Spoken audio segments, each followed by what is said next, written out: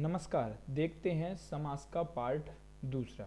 मित्रों, यदि आपने चैनल को सब्सक्राइब लाइक नहीं किया है तो वह सब्सक्राइब जरूर कर लें, जिससे आपको वीडियो सीधे मिलती रहें।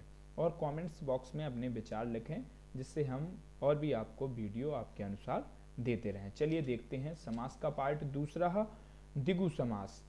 परिभाषा देखें तो संख्या पूर्वऊ दिगु, जिसके पूर्व में क्या होती है, संख्या होती है, वह कहलाता है दिगु समास। इसके दिगु शब्द से ही मतलब निकलता है कि द्वि मतलब दूसरा या तीसरा, यह संख्या दिखा रहा है।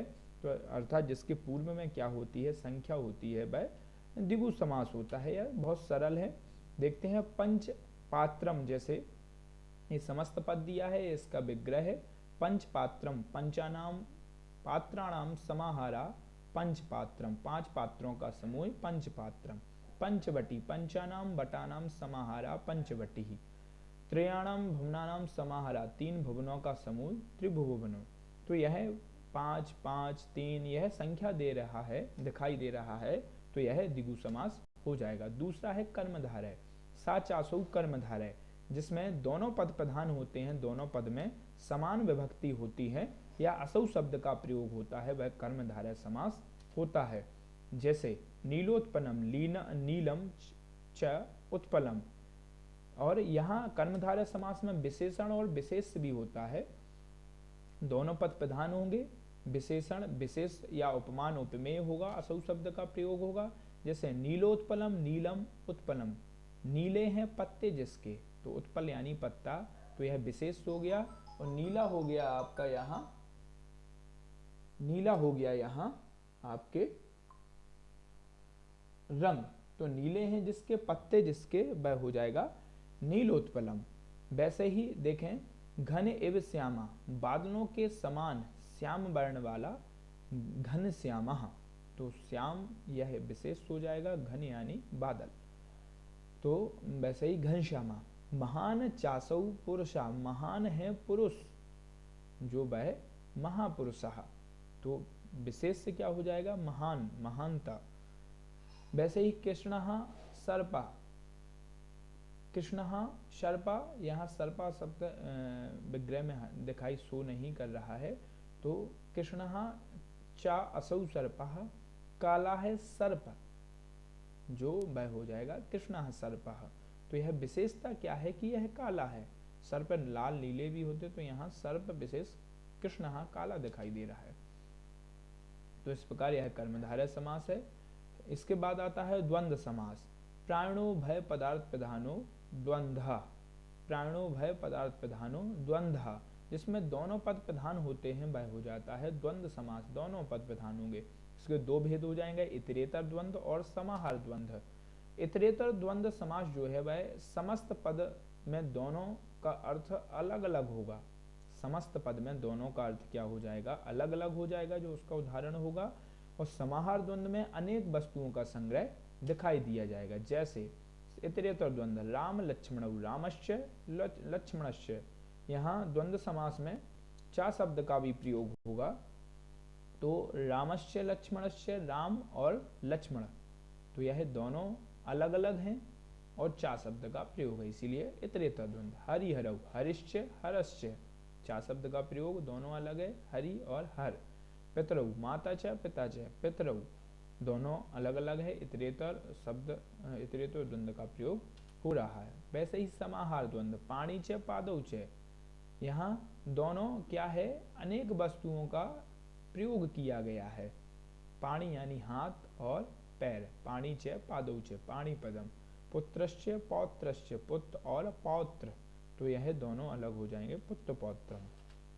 इसके बाद आता है बहुब्रीह समास। प्रायण अन्य पदार्थ प्रधानो बहुब्रीह, जिसमें कोई अन्य पद, ना पहला ना दूसरा, इसमें कोई अन्य पद ही प्रधान होगा, वह बहुब्रीह समास हो जाएगा। जैसे उदाहरण पीताम्बरः, पीतम अम्बरम यस्सः, पीले हैं वस्त्र जिसके, वह पीताम्बरा, इसमें कुछ अन्य ही नजर आ रहा है, तो पीले हैं वस्त्र जिसके पीताम्बरा, तो यह क्या हो जाएगा, बहुब्रीह समास। विष्णु, पीताम्बरा विष्णु को कहा है। चंद्रहा शेखरे यस्सः, चंद्रमा है शिखर पर जिसके, तो क्या हो जाएगा, यह चंद्रशेखरः।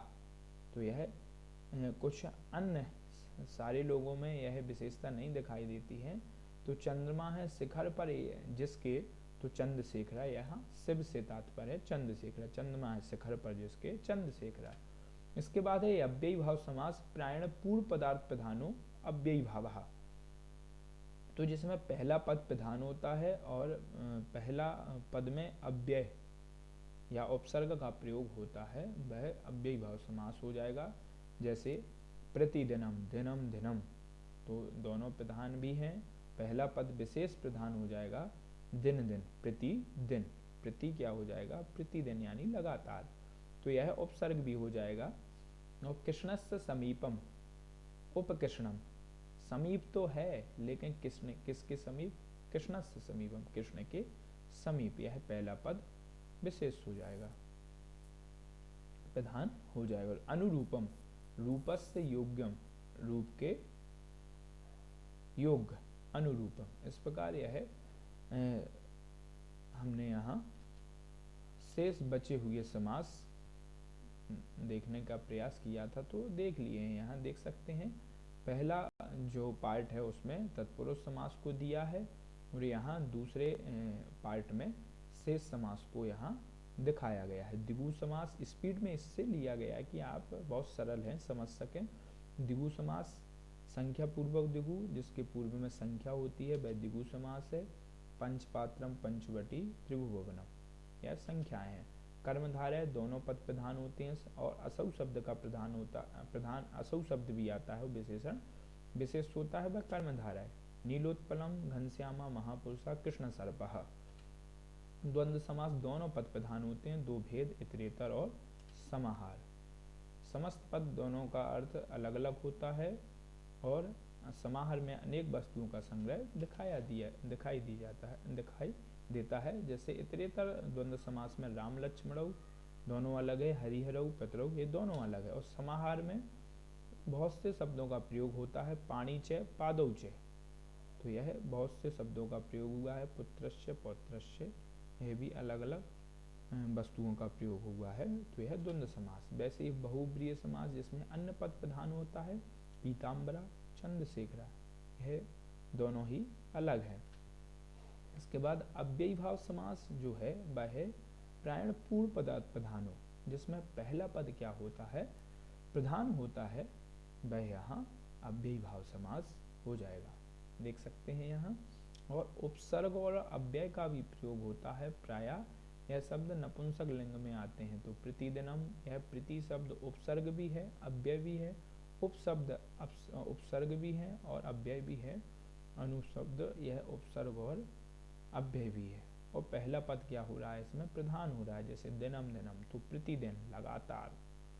कृष्णस्य समीपम, उपकृष्णम, कृष्ण के समीप। अनुरूपम, रूपस्य योग्यम, अनुरूपम। तो इस प्रकार यह है, हम पार्ट दूसरा देख चुके हैं। मित्रों, यदि आपने यह चैनल सब्सक्राइब नहीं किया है तो वह जरूर कर लें, जिससे आपको वीडियो लगातार मिलती रहे। लाइक करें और अपने मित्रों के लिए भी शेयर करते रहें। कमेंट्स में अपने विचार लिखें। थोड़ी सा वीडियो हमने स्पीड में देने का इसलिए प्रयास किया है क्योंकि सरल है, और बच्चों को धीरे धीरे यदि देखते हैं तो वह वीडियो आगे बढ़ानी पड़ती है। इससे हम यहाँ थोड़ी सा स्पीड में बोलने का प्रयास कर रहे हैं। और यदि आपने संधि आदि के वीडियो नहीं देखे तो वह भी जरूर देख लें। आपको यदि कठिनाई महसूस होती है तो इस चैनल विद्याधर अकेडमी पर समस्त वीडियो डली हुई है। नमस्कार, थैंक यू।